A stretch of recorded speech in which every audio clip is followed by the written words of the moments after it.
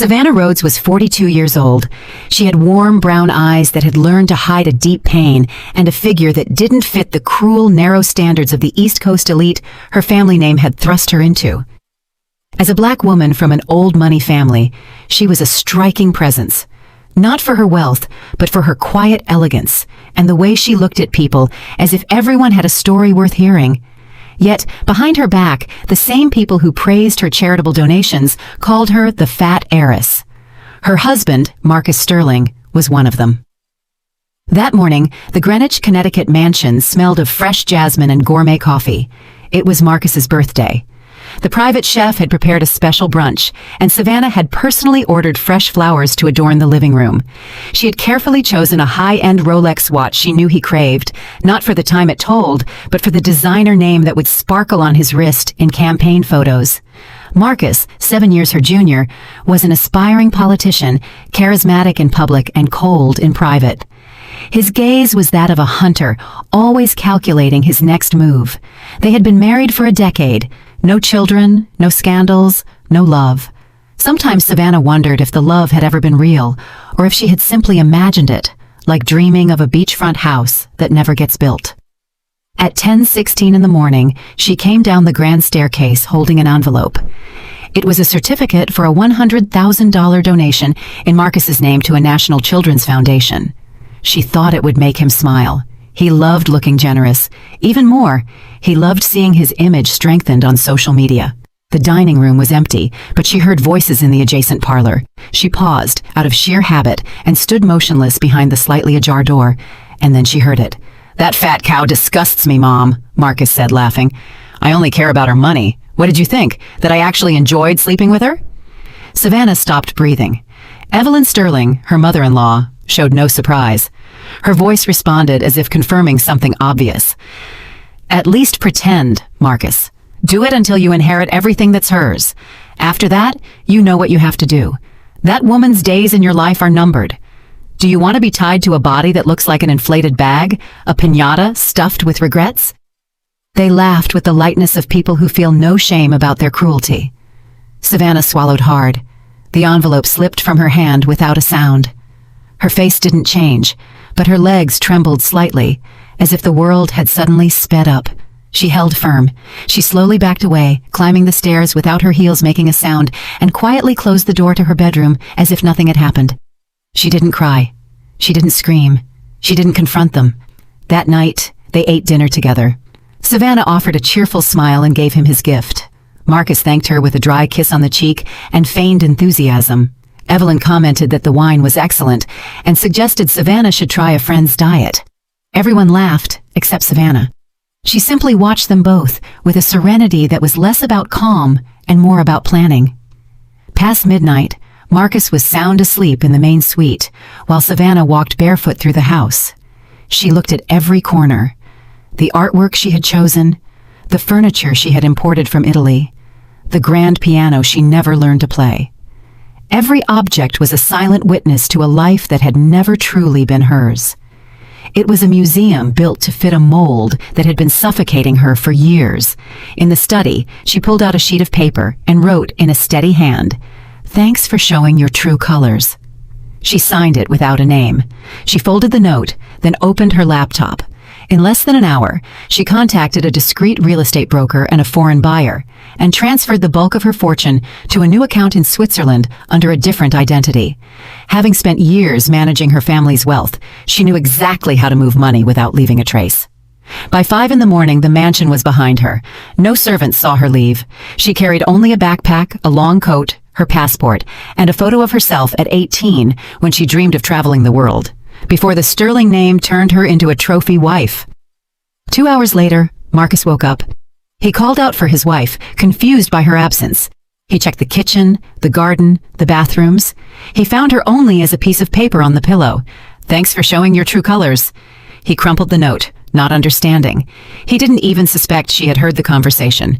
He figured it was a tantrum, a stupid impulse, emotional nonsense. He called her cell phone. It was off. He sent texts. No reply. He called his mother. "Where is Savannah? Why are you asking me?" "She left. She just left a note. Thanks for showing your true colors." What the hell does that mean?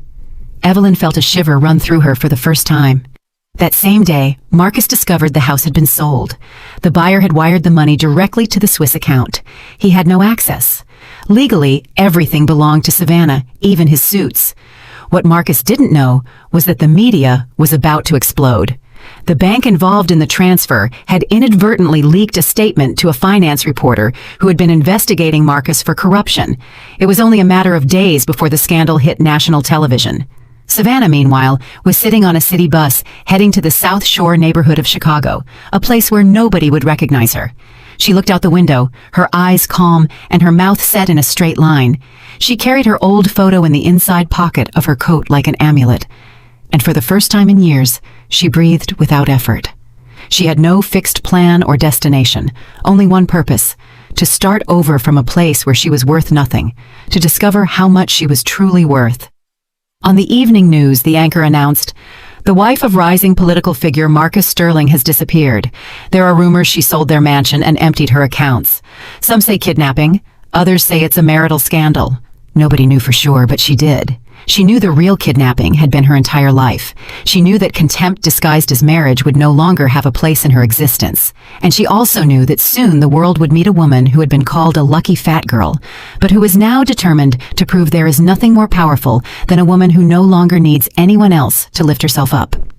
No one imagined that behind that silent smile lay a truth larger than any betrayal.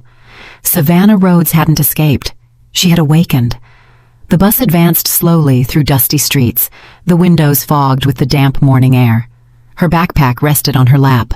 Inside, there were no jewels, no designer clothes, no expensive perfumes, only documents, some cash, a notebook filled with phrases she wrote when her chest couldn't contain the tears, and that faded photograph of her youth, her standing by the ocean with her arms open as if the whole world belonged to her. Back then, she hadn't yet met Marcus. Back then, she hadn't yet become the elegant shadow of a fraudulent life. The bus stopped with a screech. The driver turned his head without interest and said in a rough voice, "South Shore, last stop." Savannah stood up. No one looked at her. No one recognized the woman who, just 2 days ago, graced the covers of fashion magazines and charity event spreads. In this world, she was invisible, and for the first time, it gave her a sense of relief. South Shore wasn't a poor neighborhood. It was a wounded one. The cracked facades seemed to tell stories of fierce winters, broken promises, and hopes that survived like weeds between the stones. Children played barefoot in puddles of dirty water. Women swept sidewalks while carrying babies on their hips. A man sold BBQ ribs from a food truck on the corner, an old radio spitting out timeless, soulful R&B. Savannah walked the streets, observing every detail with a mix of fear and fascination. A taped-up notice on a house gate caught her attention. Room for rent. Shared bath. No questions asked. She knocked on the door. A woman in her 60s with weathered skin and small, distrustful eyes came out. "Looking for something?" "I saw the sign. I'm looking for a place to stay for a while. I can pay up front." The woman scanned her from head to toe. Something about her didn't fit. Too much poise, skin too well cared for in this environment. "Name?" Savannah hesitated for only a fraction of a second. "Maya Solar." "That's an odd name. Come in. The room's free, but I don't give refunds, and I don't like trouble." "You won't have any." The room was small, with a twin bed, a fan that sounded like it was about to fall from the ceiling, and a window without a proper pane. The walls were stained with dampness. It smelled of confinement, but to her, it felt like a sanctuary. She paid for a month and settled in. That night, she didn't cry. She just lay on the hard mattress, closed her eyes, and let the silence do its work. The next day, she walked aimlessly through the neighborhood. She introduced herself as a woman ruined by financial fraud, someone who had lost everything. It wasn't a lie, though not for the reasons everyone imagined. They looked at her with pity, but also with a certain morbid curiosity. She was new, she was strange, she was another sad story in a place full of them. She arrived at a small community health center. The facade was peeling. Inside, there were a couple of rusty exam tables, broken plastic chairs, and a makeshift reception desk made of cardboard boxes. A woman was arguing with a young man about medicine they couldn't afford. Ma'am, I already told you, we don't have that antibiotic, and if you get it outside, I can't guarantee it's authentic. The masculine voice belonged to a tall man with disheveled brown hair, his shirt sleeves rolled up, and dark circles under his eyes that revealed sleepless nights. His eyes were marked by sadness, but his tone was firm, yet warm. Savannah watched him for a few seconds. He glanced at her fleetingly, then refocused on the patient. Tell your son to keep coming. Even if you don't have the money, we don't deny care here. We'll find the medicine somehow. When they finished, Savannah approached. Are you the doctor? I'm Elijah Vance. Do you need medical attention? No, I came to volunteer. I have experience in organization, management. Maybe I can help with inventory, coordinating donations, things like that. Elijah observed her in silence. There was something about the way she spoke that contained certainty in her voice that didn't match her story of having lost everything. He didn't confront her. He extended his hand. Welcome, Maya. This place needs more hands than questions. And so, it began. In the following days, Savannah learned to fold stained sheets, organize boxes of expired supplies, and receive minimal donations that arrived like miracles. No one asked about her past. All that mattered was what she did in the present. It was in that same clinic that she met Lena. She was 8 years old, with dull hair and big dark eyes that looked as if they knew too much. She sat on the exam table, her head resting on the shoulder of a sweet-faced elder. Ms. Della, she hasn't wanted to eat for 3 days, the woman said. She has a fever at night, and her skin is getting paler. Elijah examined her, ordered tests, then stepped out into the hall and leaned against the wall. His face was tense. What is it? Savannah asked. I suspect leukemia, but we need the labs, and that costs money. Savannah looked through the window. Lena was playing with a doll missing an arm, murmuring words softly as if telling it secrets. Miss Della approached Savannah when Elijah left. You're not from around here. Pardon me, but your hands are clean, your nails are neat, your back is straight. Life here tends to hunch us over. Savannah didn't reply. Don't worry, I had my secrets when I was young too. I'm not judging you. I'm just saying that when a woman is hiding something, she has to choose very carefully who she lets look at her. Because some eyes are only looking for flesh, and others are looking for a soul. Elijah is the second kind. Savannah nodded, a lump in her throat. 2 weeks passed. Savannah became a part of the place, not for what she knew, but for what she offered. Time, listening, commitment. She took care of cleaning, assisting, and carrying boxes. At night, she wrote in her notebook, one sentence repeated again and again. I never had time for the poor until I became one of them. One morning, while organizing files in the small office, the phone rang. Elijah answered with a routine tone, but his face changed when he heard the name. Sterling? Are you sure? And the file still exists? Savannah dropped a box. He looked at her, didn't say anything, but noticed her trembling. You okay? He asked. Yeah, just got a little dizzy. Elijah returned to the call, ending it in silence. He didn't explain anything. He just went out to the back patio for a cigarette. Savannah felt her heart pounding, as if it wanted to escape her chest. Sterling. That name was a gunshot in her memory, the echo of everything she wanted to bury. Later, she saw him sitting alone. She approached. Can I ask what that call was about? Elijah hesitated. It's about a patient from the past. A case I thought was closed. They mentioned a name, one I haven't heard in years. Sterling. Savannah felt a chill. Do you know him? She lied, as she had so many times to survive. Elijah didn't insist, but his eyes looked at her like someone starting to put the pieces of a puzzle together. Savannah didn't sleep that night.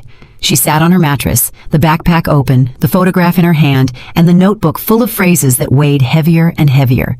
She was no longer Savannah, but Maya Solar was also beginning to crack. In this game of names, lies, and hidden truths, she didn't know how much longer she could sustain the new life she was just beginning to build. There are wounds that scar, and then there are others that won't let you breathe. And the Sterling name was one of the latter. The question wasn't if Marcus would find her. The question was whether, when he did, she would be strong enough to face him, or if she would fall back into the invisible prison she had fought so hard to escape. Savannah looked at herself in the cracked mirror of the shared bathroom as she washed her face. The water was murky and cold, and the dirty tiles reflected an image of herself she didn't fully recognize yet. Maya Solar. That name had become a kind of armor. She wore it with increasing ease, though a part of her still trembled inside. Weeks passed slowly, but something within her began to change. The humble routine, the real human connection, the absence of appearances, it all started to mold her heart, the way fire molds metal. She no longer thought constantly about Marcus. She no longer replayed that hateful phrase like a dagger embedded in her memory. Now she thought more about other things. Lena's laughter, the weariness in Elijah's eyes, Ms. Della's intuitive gaze, and an idea that began to strongly germinate. To build something new from the ruins, not for herself, but for other women who had also been used, manipulated, and silenced. Lena had become her center of gravity. The girl clung to her with absolute trust, as if she had been waiting for her all her life. They played with rag dolls, invented absurd stories, and shared silences that said more than 1,000 words. Savannah didn't need to be a biological mother to feel that bond. Deep down, she knew this was the love life had denied her 3 times. "Have you felt invisible too?" Lena asked her one morning as they drew on the floor with colored chalk. "Yes, many times," Savannah replied without thinking too much. "Then we're the same," the girl said, "because when people are scared, they look away, and then you don't exist anymore." Savannah felt a lump in her throat. She wondered how many times she herself had looked away, confined to her bubble of luxury and appearances, how many times she had pretended not to see the misery from her armored car. That guilt was a silent, constant companion. One hot afternoon, the neighborhood filled with music. A community fair was organized to raise funds. Elijah proposed it as an excuse for everyone to distract themselves, but it was Savannah who took charge. She convinced the neighborhood women to make sweets, crafts, knitted clothes. She coordinated the spaces, the times, the permits. In just a few days, she became a central figure. "I don't know who you were before, Maya," Ms. Della told her while they kneaded bread together. "But who you are now is good for this place." Savannah smiled. She had stopped correcting people when they called her by her new name. It was more than a disguise. It was a version of herself she wanted to be real. In the midst of this small rebirth, an unexpected memory surfaced. Elijah was talking to a nurse about an old file. They mentioned something that turned Savannah's stomach. Evelyn Sterling. "She was my private patient," Elijah commented, unaware Savannah was listening behind a curtain. "I was fired years ago when I refused to cover up illegal prescriptions they were giving to addicted patients. Her son, that politician Marcus, threatened to destroy my career if I spoke up." Savannah felt a pang. Her story and Elijah's had been connected long before they met. The same last name, the same corruption. The circle was closing without them knowing it, or perhaps fate was crueler than she imagined. That night, as the fair ended, Savannah climbed onto the roof of the building where she lived. She looked at the starry sky, and for the first time since she had fled, she allowed the tears to flow. It wasn't sadness, it was a bitter mix of gratitude and pain. She was alive, she was free, but there were still shadows she couldn't erase. Miles away, Marcus Sterling threw his glass of scotch against his office wall. The crystal shattered without anyone daring to look up. His political campaign was collapsing. Some donors were abandoning him. The media was beginning to suspect. Reporters were on the trail of the suspicious sale of the mansion. Savannah's disappearance had become a full-blown scandal. "Find her," he ordered the private investigator he had hired. "I don't care how. I need her back before this sinks me." The man, an ex-military type with a tired dog face, nodded emotionlessly. He already had some leads, bank movements, phone connections, blurry security camera images. It was only a matter of time. Meanwhile, Savannah visited an old abandoned warehouse on the outskirts of the neighborhood. No one watched her. No one suspected she had secretly bought the place using a new identity. Her plan was clear: transform it into a foundation for women who were victims of abuse, a real shelter with counselors, food, housing, and legal aid, a place where others like her could start over without having to lie about their names. She wrote everything down in a thick-leaved notebook: needs, suppliers, funding ideas. Elijah helped her without asking too many questions. He no longer looked at her with suspicion, but with something closer to admiration, although an unmistakable melancholy still beat in his eyes.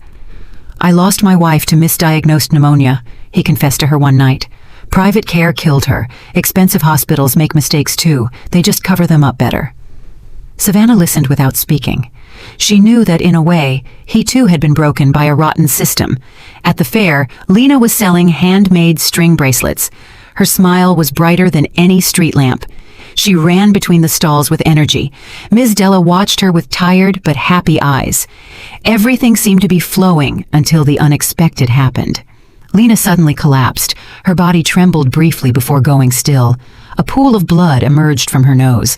The silence was immediate. Elijah ran to her, lifted her in his arms, and shouted orders. Savannah followed, barely feeling her legs. At the clinic, they connected an IV, took samples, and applied oxygen. The diagnosis arrived with the force of a bucket of ice water. "The leukemia has progressed," Elijah said, his voice broken. "And we don't have what we need to treat her here." Savannah clenched her fists. There was no way she would stand by. Not now. Not with this girl who had given her back her soul. That night, while Lena slept with a fever, Savannah opened her backpack and checked her last reserve, a single piece of jewelry she had hidden with extreme care, the only one she hadn't sold or left behind. It was her grandmother's ring, with a sapphire that was worth more than the entire neighborhood. She clasped it in her fist and walked to the city. The next morning she returned with a sealed envelope and a check sufficient to begin the treatment. No one asked how she got it. No one had the right. But Elijah looked at her with new eyes. They weren't eyes of suspicion. They were eyes of certainty. "You didn't come here to hide," he told her. "You came here to rebuild yourself. And you know what? You're doing it, even if you're still breathing through lies." Savannah looked down. For the first time, she wanted to tell him the truth, tell him her real name, her story, everything, but she didn't. Not yet. Lena, from her bed, smiled at her with dry lips. "Don't leave me." "Never," Savannah replied, taking her hand. The clock kept ticking. Marcus kept searching. But Savannah was no longer the woman who stayed quiet when she heard she disgusted him.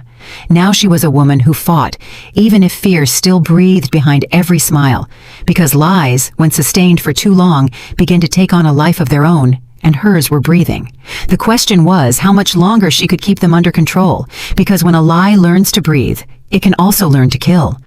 Savannah woke up before the sun, as she had almost every day since adopting the name Maya Solar. The fan whirred with a constant noise, and the damp walls of the room seemed grayer than ever. She squeezed her eyelids shut before opening her eyes completely. She wanted to avoid, for a moment, the reality that weighed like a tombstone on her chest. Lena was still hospitalized, connected to medications that could barely control the advance of her leukemia. Every minute was a struggle. Every smile from the girl was a shield against despair. And despite having secured the initial funds by selling that hidden jewel, she knew it wouldn't be enough. The treatment would be long, brutal, and costly. Not just in money, but in soul. At the clinic, Elijah watched her more closely. Her movements, her silences, her meticulous way of avoiding talking about herself. It wasn't just admiration he felt for her anymore. There was something more unsettling. An intuition, as if he were walking on a map he already knew, but with the names erased. He was beginning to suspect that the story she told was a shortened, controlled, and glossed-over version. Something inside him said there was more, much more, beneath that sad calm. That morning, while reviewing the medicine inventory in the small makeshift pharmacy, Elijah dropped a comment that wasn't accidental.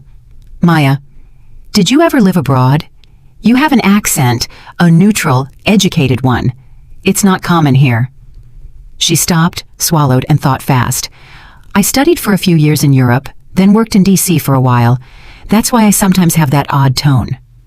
Elijah nodded without saying anything, but the doubt in his eyes deepened. Hours later, Savannah visited the abandoned warehouse where she had begun planning the foundation. She sat in the dust on a broken box and pulled out her notebook. She wrote a single phrase. "Fear is a cage with open doors." She closed the notebook and took a deep breath. It was then that she heard footsteps behind her. She turned, and there was Miss Della, with a bag of bread in one hand and a sharp look on her face. "I looked for you at the clinic. Lena asked about you," she said without preamble. Savannah got up, dusting off her hands. "I just came to jot down a few things. I need to get this place running before before everything collapses. The elder woman placed the bread on a box. You're not running from fraud or economic ruin. I knew that from the first day. Not because of what you say, but because of what you keep silent. You don't run from love, dear. You only run from fear. And you, who do you fear? The question floated in the air like thick smoke. Savannah wanted to answer, but she didn't have enough words for everything she carried inside. She only mumbled, her voice choked. Myself. The elder woman nodded. She didn't need more. She left the bag of bread, tenderly stroked Savannah's shoulder, and left without saying goodbye. Meanwhile, in Manhattan, Marcus Sterling stared at his computer with contained fury. Before his eyes was a photo taken by a volunteer at a charity fair in South Shore. In the image, a group of women were gathered around a food stall. In a corner, almost blurred but unmistakable, was her, Savannah. Marcus's heart pounded violently. He stood up, threw his chair backward, and shouted an order into the air. "Get the car ready! We're going to South Shore!" 3 hours later, his black SUV with tinted windows slid through the dusty streets of the neighborhood, clashing with everything around it. People looked at him with distrust. Some stepped aside, others pretended not to see. Savannah was returning from buying gauze for the clinic. She was walking with a hurried step when she saw the car parked in front of the medical center entrance. She stopped dead. Her stomach dropped. Her chest hardened. She would recognize that vehicle even from behind and without lights. She didn't think. She didn't analyze. She simply spun on her heels and began walking in the opposite direction, not running, but with the exact rhythm of someone fleeing without wanting to seem like they are fleeing. She ducked into an alley, then another, climbed a small incline, and hid behind a broken wall until the car started and disappeared from her sight. He hadn't seen her. Marcus hadn't found her, but he was close. Too close. She couldn't sleep that night. Fear had returned like an old illness. She wondered how much longer she could sustain this fragile peace before everything crumbled. At the clinic, Lena waited for her with bright eyes. She held out a bracelet made of red threads. "It's so you won't leave," the girl said. "Now you're tied to me." Savannah knelt by the bed. She stroked her forehead. "I'm tied to you, even if you don't put it on me." "Are you sad?" "A little." "Why?" "You saved my life." Savannah contained her tears. "Because I don't know how to save my own." Elijah, listening from the doorway, felt something inside him break. He couldn't handle the uncertainty anymore. This woman wasn't just any woman. She had scars that didn't match her invented story. That morning, when everyone was asleep, Elijah entered the clinic's small office and turned on his laptop. He didn't know exactly what he was looking for until he did it. He typed the name that had been haunting him since he met Maya Solar, Savannah Rhodes. The browser returned hundreds of results. Photos at social events, magazine covers, news of her disappearance, articles about a mysterious mansion sale, political scandals, and an image that froze him. The same smile, the same eyes, the same face he had learned to read in recent months. Maya Solar didn't exist. She was a mask, a lie. But everything she had done was real. The help, the tenderness, the devotion. This woman, with a past of broken glass, had saved lives. She had resurrected her own, and now he knew who she really was. Savannah Rhodes, the disappeared wife of the man who had fired, humiliated, and destroyed him. The circle was closing. He leaned back in his chair, closed his eyes. He could no longer pretend he didn't know. And now he had to decide what to do with that truth, because the price of knowing is the power to look away, and he wouldn't do that again. Elijah woke up without having slept a wink. The image of Savannah Rhodes on his screen was fixed in his mind like a burn. Maya Solar didn't exist. He had witnessed how she healed the wounds of others while carrying her own with unbearable silence. He knew that if he confronted her, nothing would ever be the same. But silence was also a way of betraying what he valued most, the truth. He found her sitting on the clinic threshold, the notebook in her hands. She wasn't writing, she was just holding it as if it held her balance. "We need to talk," he said without preamble. She looked up. Her gaze showed no surprise. Deep down, she already knew that he knew. "Yes," she replied, slowly closing the notebook. "It's time." They went to the warehouse, that empty space that was slowly beginning to fill with meaning.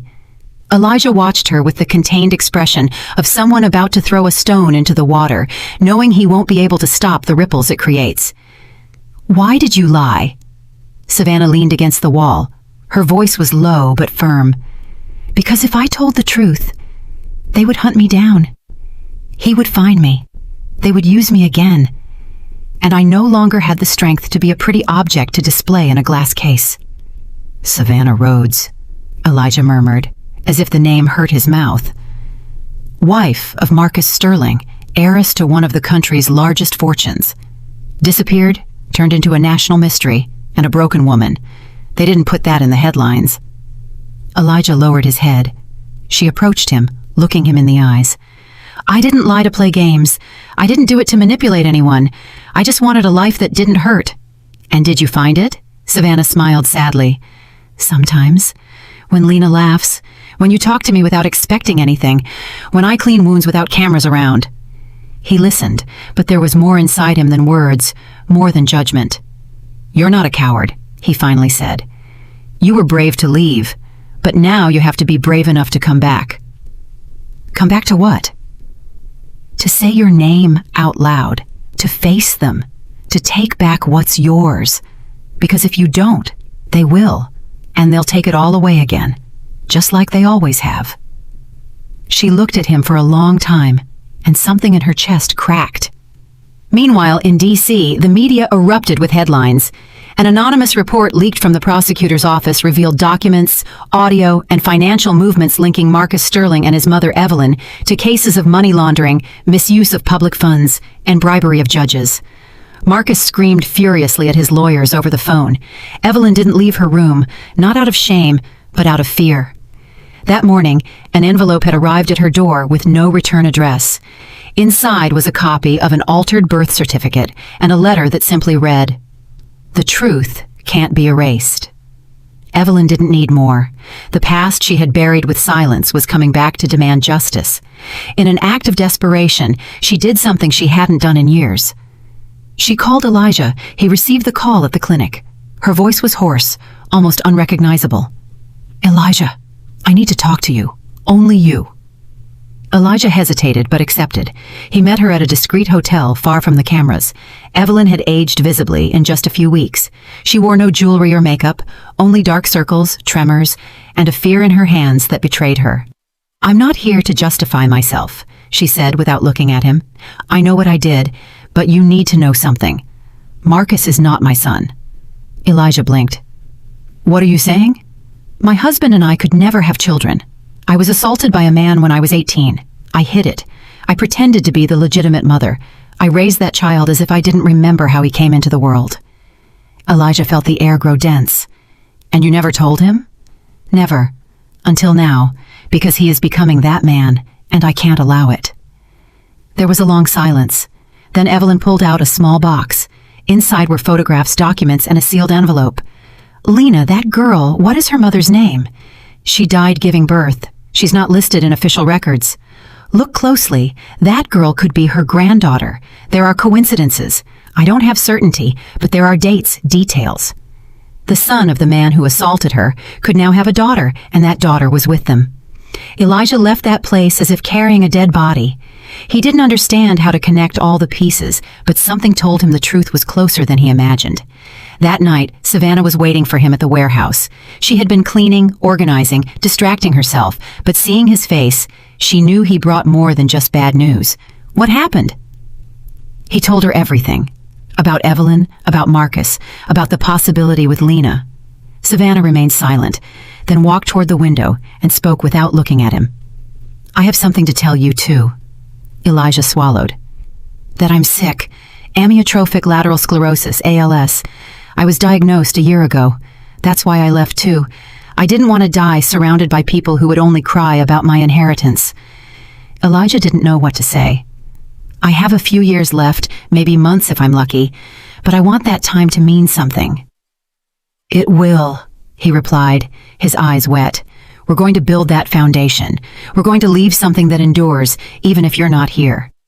She hugged him for the first time without fear, as if touching him could anchor her body to this earth that would soon begin to fail her. Upon returning to her room, Savannah found an envelope with her name written in cursive. She opened it. It was a letter. She recognized the handwriting before reading it. It was from her mother. "Savannah, If you're reading this, it means I'm gone. I don't know how much damage I did to you. I only know there were years when I hated you, because you were everything I could never be, because your father loved you more than me, because you shone effortlessly, and I was just a gray woman trapped in a marble house. Forgive me for being so harsh, for not protecting you, for not telling you that you deserved better than a husband who only wanted you for your name. I knew it from the first day, but I stayed silent as always. This letter is not an excuse. It's a confession and a plea. Don't let my bitterness live in you. Be free. Be strong. And when you can't go on anymore, don't hide it. Allow yourself to be cared for, loved, supported, because even if you don't say it, you also deserve to be saved. Savannah burst into the kind of sobs that shake the soul, the kind that release years of invisible chains. The foundation wasn't finished yet. Marcus was still searching for her. The diagnosis was still in her body. But that night, for the first time, she slept without fear. Because the truth hurts, yes, but it also frees. And she no longer had room to carry lies. Now she just wanted to build something before her body gave out, and she would do it with Elijah, with Lena, with her truth as her only inheritance. The work on the old warehouse finished 2 weeks ahead of schedule. The hands of the neighborhood united as if the project had always belonged to them. Men who could barely read mixed cement with a surgeon's precision. Women who carried years of pain-painted walls as if they were washing wounds. Every brick, every tile held a story. Stories that until then no one had wanted to hear. The Maya Solar Foundation opened its doors in a ceremony without press, without cameras, without empty speeches. Only those who mattered were there. Lena, her hair already thin from chemotherapy, carried the scissors to cut the ribbon. Elijah, his eyes misted, held Savannah's hand as she took a deep breath, as if each inhalation was an act of resistance against death. Savannah had completed the legal paperwork weeks earlier. All her remaining assets, accounts, investments, and shares had been transferred to the foundation's name. Not a single jewel, not one property remained under her own name. Everything that was once a symbol of oppression would now be a tool of salvation. Savannah walked slowly through the new building's corridors. The white walls, the murals painted by the neighborhood children, the empty consultation rooms waiting for patients, it all moved her deeply.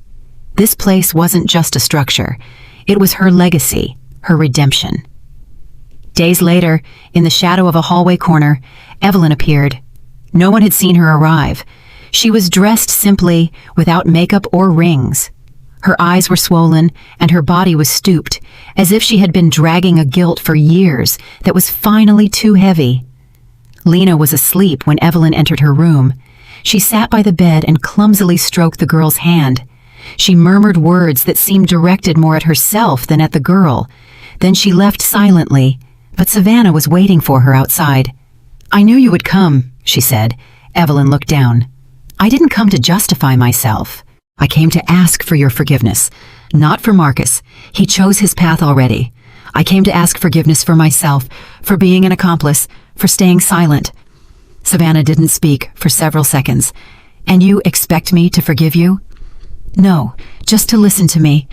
"Then speak." "I watched you fade away for years. You became something so perfect, it was impossible to see you. You were invisible, Savannah. Invisible, just as I was for my whole life. I was used, manipulated, forced to keep quiet too. And you were my mirror. That's why I hated you, because you reminded me of everything I didn't dare to do." Savannah stepped closer, not to hug her, but just to look her straight in the eye. "I hear you, but I don't forgive you for what you did to me. I forgive you for what you did to yourself." Evelyn released the tears she had held back for decades. On television, Marcus was news, no longer as a politician, but as a suspect. His image appeared among headlines of corruption, money laundering, and ties to influence peddling networks. He had been expelled from his party. His face no longer sold smiles, it sold scandal. And then, as a last resort, he appeared in front of the foundation. Savannah watched him from the second floor. She felt neither fear nor rage. She felt something colder, a sad compassion, like someone observing a person who is already lost. He waited for her in the courtyard. He held a briefcase and looked older than the years that had passed. "I didn't come to fight," he said as soon as he saw her. "I came to make a deal." "There are no deals with you," she replied calmly. "I have proof, documents. I could sink you with a public lie. I could say you stole, that you faked your disappearance to take everything." "I already did. I took everything, but not the material things. I took back the dignity you lost years ago." She stepped closer, looking him in the eyes. "Do you really think this place is worth less than everything you had?"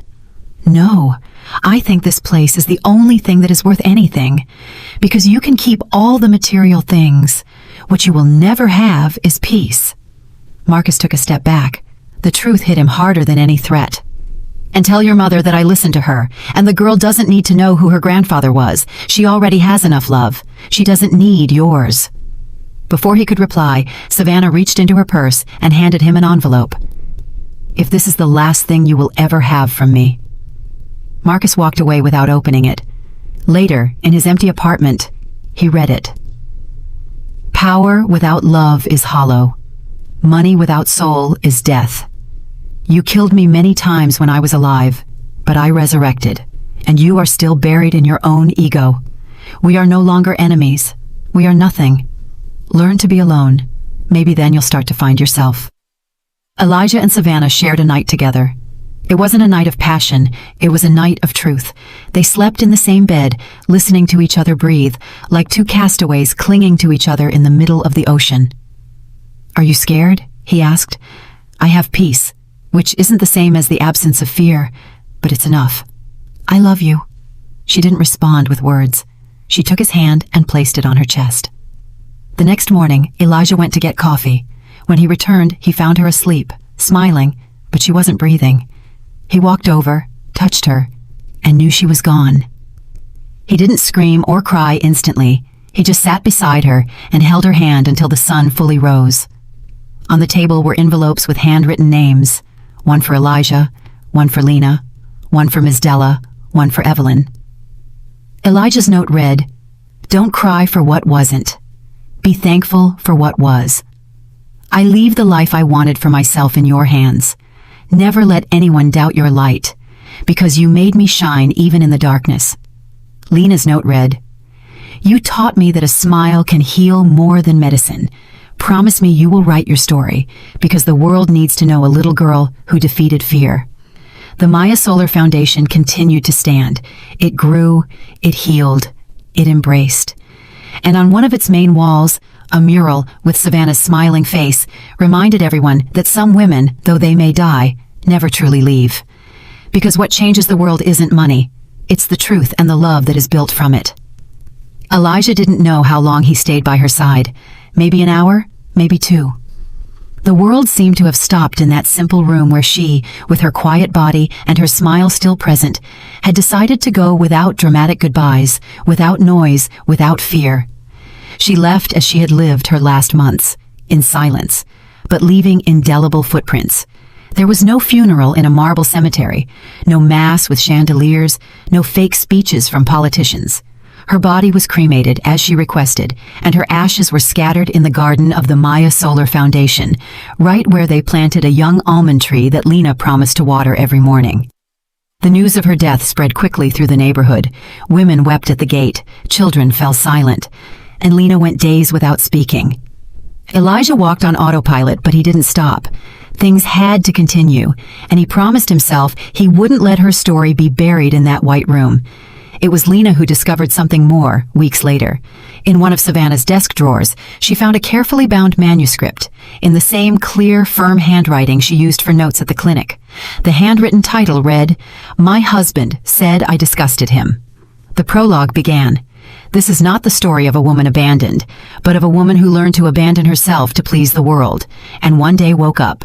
Elijah read it in a single night. When he finished, he knew what he had to do. Months later, the book was published by an independent publisher. No one expected the phenomenon it would become. It went viral, first on social media, then in traditional media. Women bought it in silence, shared it with tears in their eyes, whispered about it at neighborhood meetings, and analyzed it in universities. Savannah's story wasn't just about a betrayed wife. It was about every woman who had ever felt less than enough. In interviews, Elijah appeared to talk about the Foundation's project. He never took a single cent for the book. All proceeds were dedicated to creating new Maya Solar Foundation locations in other regions. The idea was clear. No woman should have to disappear to live again. Lena was the one who named the second location. She called it the House of the Reborn. It was small, modest, but full of life. She herself painted a wall with the phrase Savannah left her in her letter. "Promise me you will write your story." And she did. Lena wrote. She published a children's book inspired by her experiences, where a little girl defeated the monster of gray days with a smile and a red bracelet. She was invited to book fairs. She gave interviews. She always spoke of Savannah as if she were still alive, and for her, she was. Elijah continued as the Foundation's medical director. There were days when the weight of her absence fell upon him like a stone. But all he had to do was step into the garden and see the women laughing, the children running, the volunteers arriving with enthusiasm, to know that Savannah had won, that her love had not died, that her legacy was not ash, but a root. He wore a locket around his neck. Inside, a lock of hair she had given him before she died, along with a note. "When you doubt yourself, touch this. Here is the part of me that will never leave." He never opened it in public, only on solitary nights, when the silence hurt. Evelyn also changed. No one believed it at first, not even her, but she did. She began visiting homes for vulnerable women. She became an anonymous volunteer at a center for abuse victims, and most unexpectedly, she donated all her properties, shares, and accounts to the Maya Solar Foundation. She disappeared from the public eye. No one ever heard from her again. Some say she went to a convent, others that she moved to another country. The truth is that her name ceased to be synonymous with power and became a silent shadow that no longer sought to control anything. Marcus, for his part, sank. He lost everything: fortune, reputation, allies. He tried to publish a memoir to clear his name, but no one bought it. He faded into oblivion, as men who built empires only on lies do. Elijah once saw him at a city cafe alone, disheveled, with a lost look. He didn't approach. He didn't say anything. He just thought of what Savannah had written in that last letter. "We are no longer enemies. We are nothing." A year after her death, the Foundation organized a special ceremony in her name. People came from different places. Women who had read her book, who had escaped violent homes, who had been rescued from trafficking, who had healed in silence thanks to her story. They spoke out loud, without shame, without fear. At the end of the event, a woman took the microphone and said, "I was invisible until I read her story. Savannah didn't die. She woke up in me, and in many others." Elijah closed his eyes and smiled. As he left, Lena took his hand. "Do you think she sees us from up there?" "I have no doubt. She is in you, in me, in all of us. I dream about her sometimes. What does she say?" "To keep writing, that words heal too." And Lena wrote a lot.